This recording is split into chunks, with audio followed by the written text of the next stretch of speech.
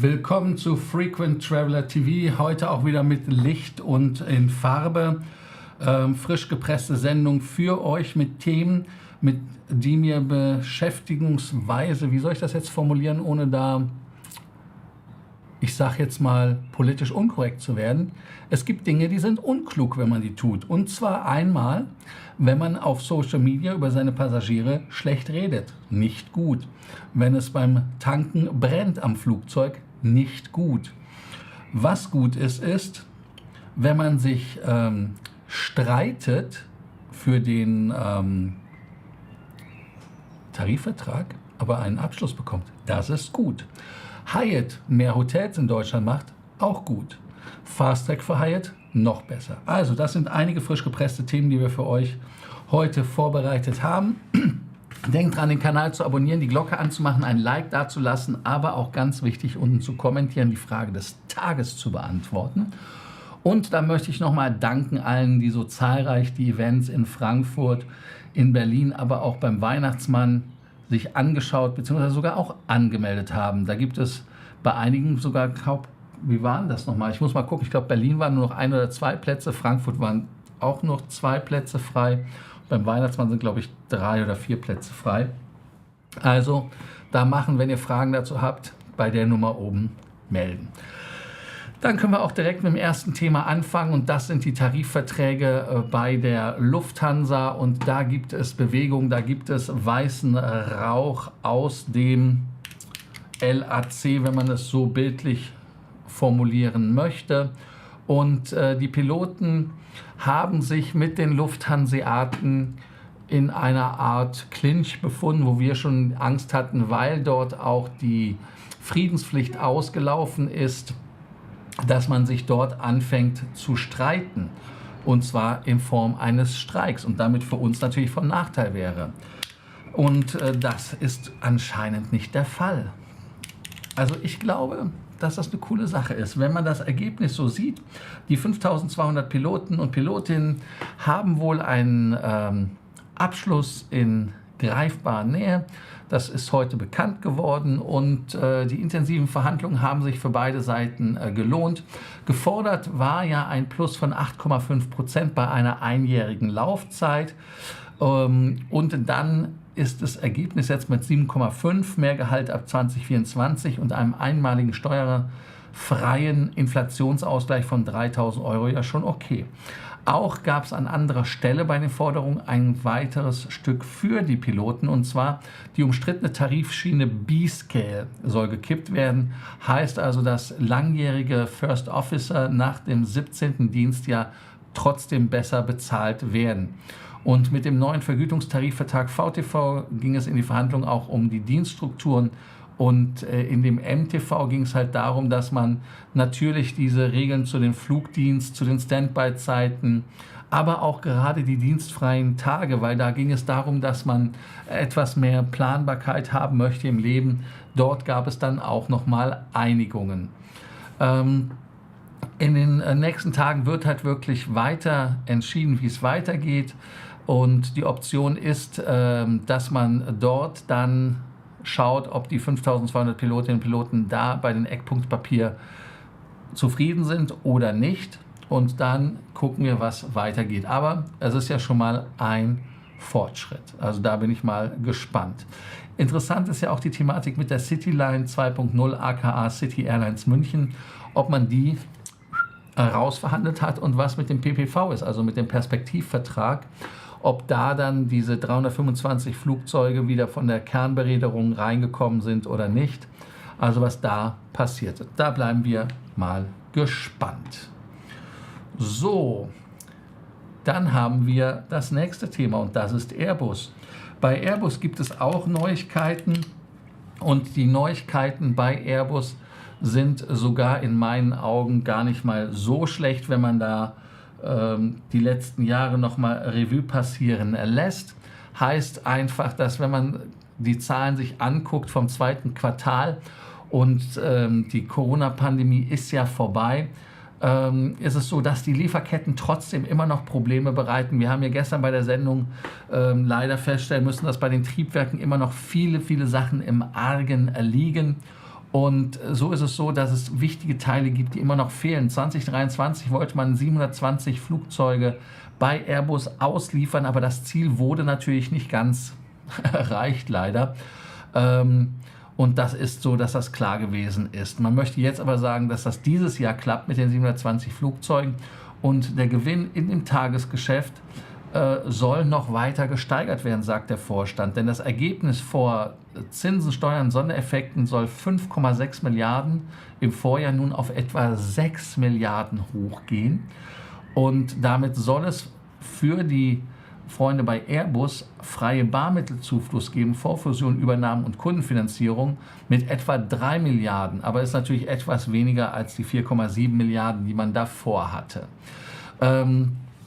Es gibt einen neuen Vorstand für die Zivilsparte und da ist es so, dass man mehr als 1000 Verkehrsflugzeuge Bestellungen reingeholt hat, aber nur 316 Stück in derselben Zeit ausgeliefert hat. Ist also so, dass man da natürlich etwas in Schieflage ist, weil man mehr Flugzeuge verspricht, als man liefern kann. Und Airbus plant neue Flugzeuge. Und zwar gibt es 2 neue Flugzeugtypen, die es geben soll. Und zwar ein Passagierflugzeug, das im Jahr 2035 fliegen soll. Und zwar mit Net Zero als Wasserstoff angetriebenes Flugzeug. Und dann gibt es natürlich einen Nachfolger für den A320 Neo. Und der soll mit einem Open-Rotor-Konzept betrieben werden. Guckt man sich an, ist immer noch so ein bisschen Möglichkeit, weil da relativ viel geforscht wird.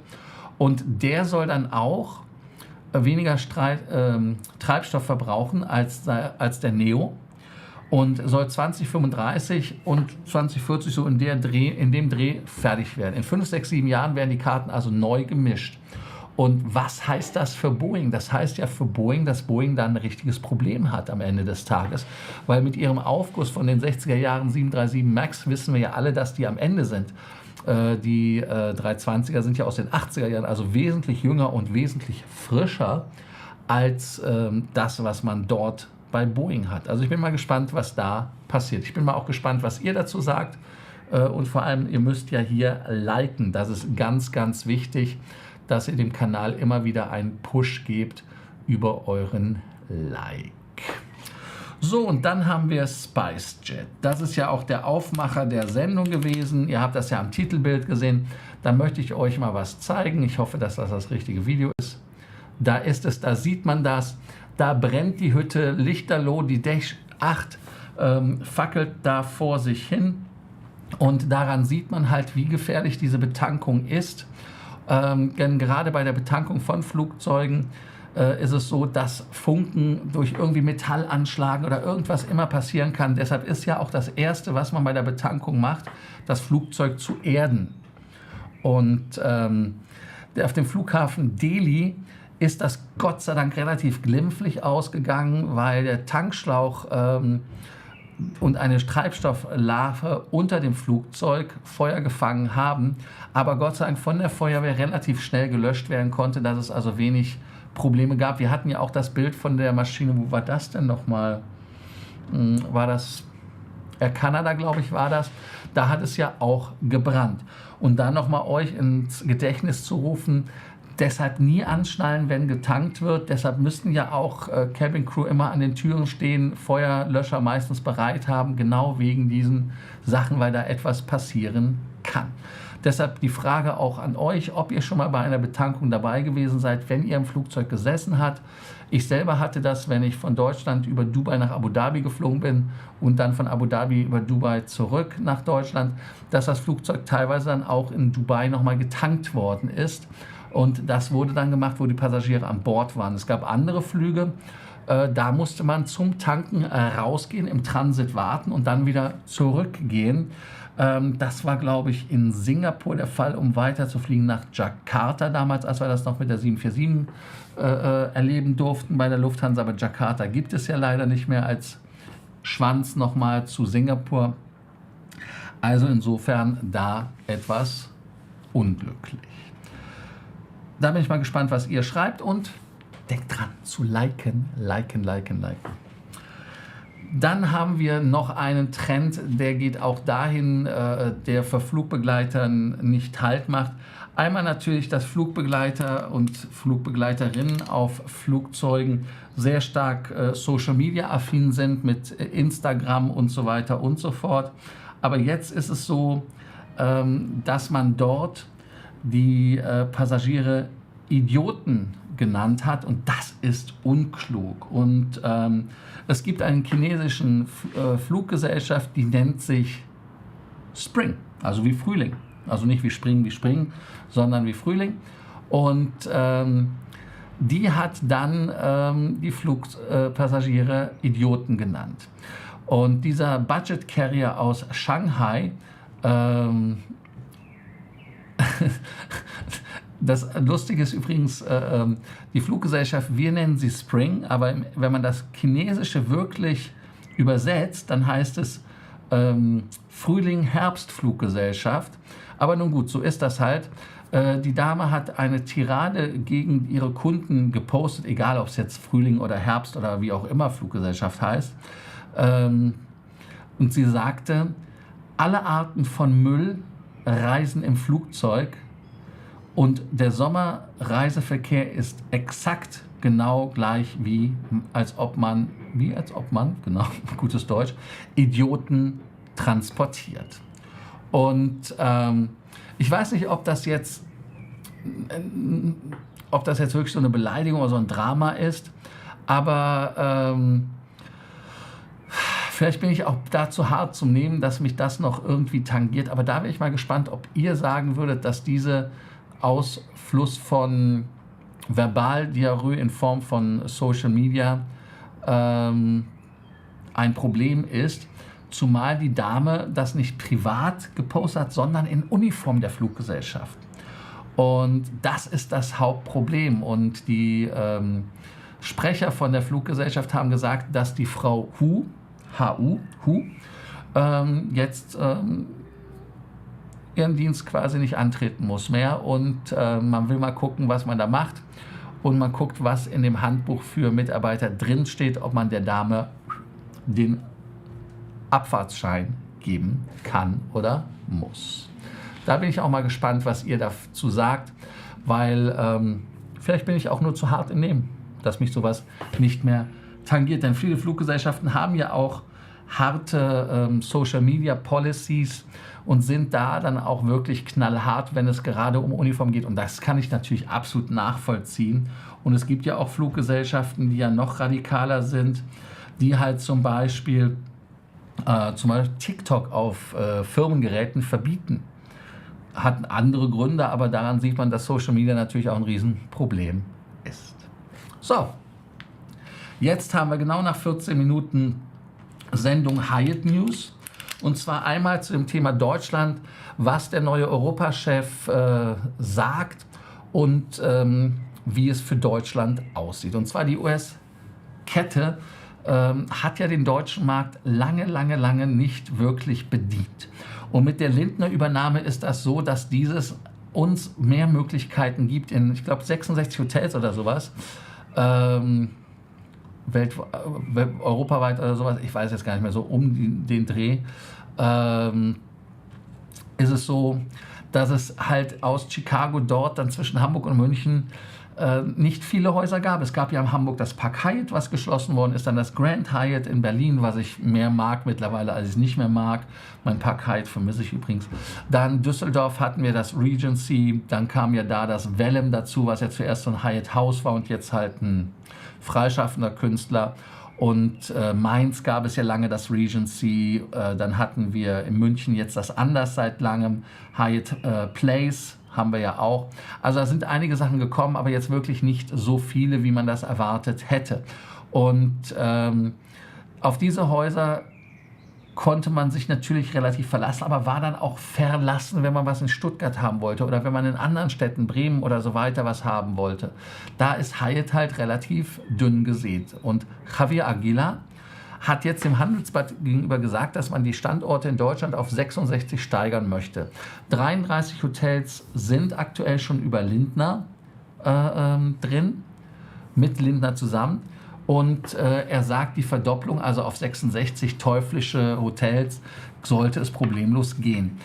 Es gibt viele weiße Flecken trotzdem noch und auch in anderen Ländern wie Großbritannien, Frankreich, Spanien und Italien ist das so, aber man möchte da wirklich zulegen. Und die Hotelgruppe Lindner ist unter dem Zusatz JDV, Joie de Vivre, wie das ja auch wirklich heißt, eine Art hauseigene Lifestyle-Luxuskette. Thompson soll auch kommen.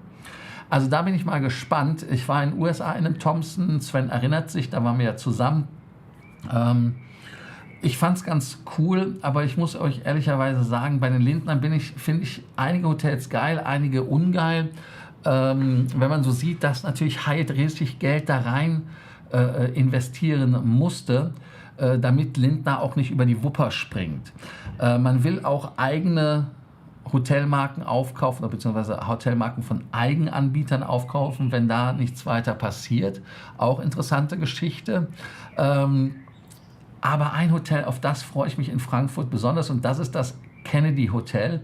Das ist ein 5-Sterne-Haus. Und das ist in der Kennedy Allee, das soll im Stil der 60er Jahre sein. Und da würde ich dann, auch wenn das auf ist, mal einen Stammtisch machen, weil das finde ich schon relativ cool. Die Preise, die da aufgerufen werden, die finde ich eher uncool. Aber was willst du machen? So ist das halt. In Hamburg macht auch dann das Centric in 2025 auf. Dann haben wir da die Lücke, die ja seit letztem Jahr besteht, auch geschlossen. Und Peter Fulton, der da ja in Verantwortung war dafür, ist ja jetzt raus, in Anführungsstrichen, Gott sei Dank, weil er halt nicht den europäischen Fokus hat, aber Javier hat diesen. Und man muss natürlich auch wissen, Hyatt war im Druck, wenn man das ehrlicherweise sieht. Man hat Verluste netto gehabt von 222 Millionen, 703 Millionen in 2021, und das ist natürlich relativ schlecht für eine Hotelgruppe. Man hat leider Hotels verkauft, und das merkt man natürlich auch bei der Customer Satisfaction. Jetzt möchte ich nicht viel weiter reden, aber ich freue mich auf jeden Fall auf die neuen Hotels, auch darauf, dass Deutschland wieder etwas mehr in den Fokus kommt bei Hyatt, dass man sich da das Ganze anschaut und da dann für uns mehr Möglichkeiten findet, dass wir den Status bekommen. Und wer den Status von Hyatt haben möchte, kann über eine sogenannte Challenge das Ganze bekommen. Normalerweise braucht man ja 30 Nächte für den Explorist, 60 Nächte für den Globalisten, und das war ja in Deutschland relativ schwer. Einmal eine Möglichkeit ist es, über 50 Euro gibt es ein Hotel, 54 Euro, das Lindner Hotel, das günstigste, was ich gesehen habe. Das ist natürlich eine coole Geschichte, um den Globalisten zu fliegen, ich fast gesagt zu erschlafen. Und es gibt jetzt eine Promotion mit, hier ist das, mein MacBook ist immer noch kein Touchscreen. Founders Club, da muss man natürlich Mitglied werden beim Founders Club. Beim Founders Club ist es so, dass wenn man beim Founders Club Mitglied ist, dann bekommt man dort Möglichkeiten, einen Fast Track zu bekommen. Und ich habe diese nicht genutzt bis jetzt. Ich habe bei Founders Club zum Beispiel einmal diese Stripe-Geschichte genutzt, um damit Rabatt zu bekommen oder andere Sachen. Aber jetzt ist es so, dass wenn man diese Promotion macht innerhalb von 90 Tagen, so wie es übrigens bei der Bild-Promotion war, mit einem Unterschied, und ich sage den euch auch gleich, kann man mit 10 Nächten den Explorist bis 2025 bekommen und den Explorist sogar den Globalisten, den höchsten Status, mit 20 Nächten bis Februar 2025. Ihr müsst euch bei Founders Club anmelden. Je nachdem, welches Paket man dort nimmt, kostet das bis zu $900. Ich selber weiß jetzt gar nicht, ob das nur mit dem Elite geht. Ich selber habe ein Elite-Paket geschenkt gekriegt. Da ist es so, da wird es angezeigt und dann kann man sich hier, und das ist das ganz Interessante, man kann sich aussuchen, wann man sich registriert. Also bei der Bild-Aktion BILT war es ja so, da ging es nur vom 16. Juli bis jetzt quasi, bis zum 16. Juli. Und das ist das, was bei der Aktion ist. Da kann man von jetzt bis zum 16. November sich das aussuchen, wann man sich anmeldet und kann dann die 20 Nächte in den 90 Tagen machen, wenn man reist. Also wer jetzt sagt, hey, ich reise erst im Dezember, Januar, was vorbei zu spät ist, also sagen wir jetzt einfach mal November, Dezember, mache ich meine 20 Nächte, dann meldet man sich zum Oktober an und kann dann die doppelte Promotion mitnehmen, beziehungsweise die Punkte-Promotion auch mitnehmen, die es wahrscheinlich zum Ende des Jahres von Hyatt auch gibt. Und wer es mit Lindner Hotels kombinieren möchte, kann das jetzt auch machen. Da gibt es pro Nacht 500 Punkte. Ich hatte euch das ja mal gesagt in einer Sendung davor. Also, wer Hyatt-Fan ist, kann sich hier bei mir melden. Da können wir das auch nochmal besprechen, ob es da noch andere Möglichkeiten gibt. So, dann geht es jetzt um eure Zuschauerfragen, ne? Beziehungsweise zuerst geht es ja nochmal um die Frage des Tages. Und zwar die Frage des Tages: Habt ihr schon eine Flugzeugbetankung im Flugzeug miterlebt? Da bin ich mal gespannt, was ihr schreibt. So, dann haben wir hier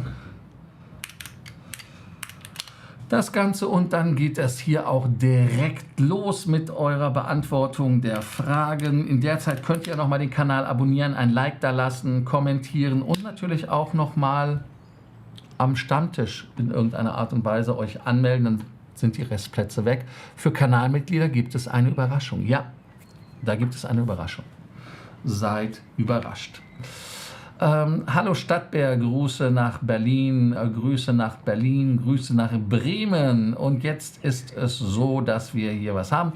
Eine Mitarbeiterin am Frankfurter Flughafen hat sich laut einem Bericht der Ressenschau mit Malaria infiziert. Das Gesundheitsamt Frankfurt hatte den Flughafenbetreiber Fraport über einen Malaria-Fall informiert. Demnach erfolgte die Infektion Ende Juni, Anfang Juli. Mit dem Bericht zufolge sei die Mücke mit dem Flugzeug nach Deutschland gekommen. Ja, sehr uncool. Sehr uncool, wenn man das so sagen darf. Dann haben wir hier natürlich die Grüße an Jörg. Jörg macht natürlich mit seinem finnischen Gruß hier auch einen wichtigen Hinweis. Wir werden im nächsten Jahr übrigens als Kanalreisende, kann man das so sagen? Hört sich an wie Zeitreisende, ne? Werden wir nach Israel fliegen, und zwar im November. Das wird unsere Reise nächstes Jahr sein. Und im Sommer werden wir auch mit Grillen und Sauna und viel Wein, Weib und Gesang da eine Hütte mieten irgendwo in den Outskirts und werden da auch nochmal so ein bisschen Seminar machen, beziehungsweise auch das Leben genießen. Also wer daran Interesse hat, auch hier, ich sage ne, die Nummer ist für alle Sorgen, Ängste und Nöte. Deshalb WhatsApp schicken. So, hallo Sebastian, hallo Tom. Oh, warte, hier, richtig geknüpft. Hallo Frank. Hallo Ronny. 17 Grad. Hier sind es 18 Grad. So, einmal 18 Grad. Dann geht es weiter mit IQ Hightower, Kanalmitgliedschaft.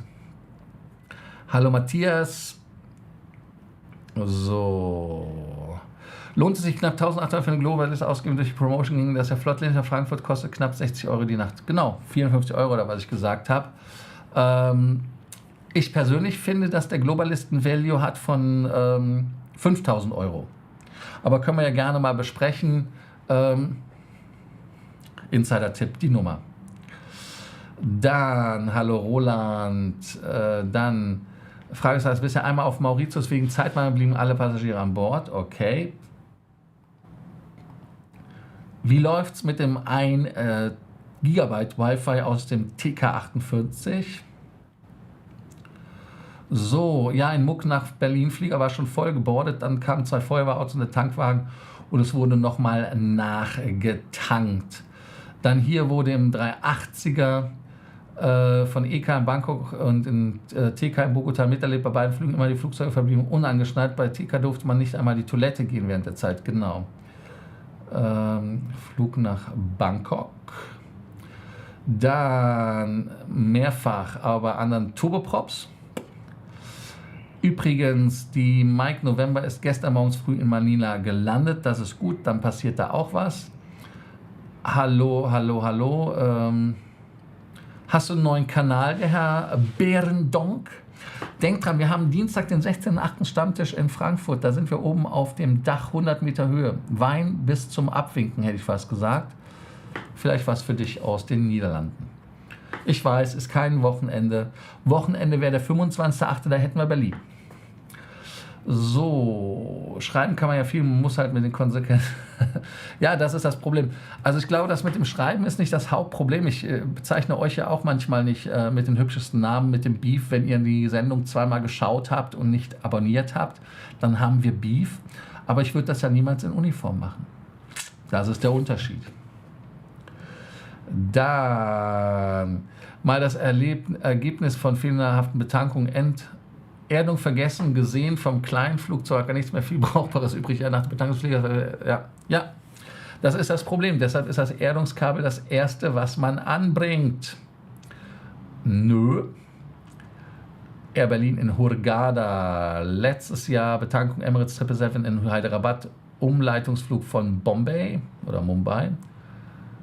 Am 7.9. wieder im Hyatt Frankfurt. Na, dann sagen wir doch viel Spaß. Hast du denn auch die FT Circle Rate benutzt? Also, damit haben wir wieder die heutige Sendung durchgebracht. Ich danke euch, dass ihr heute wieder dabei wart.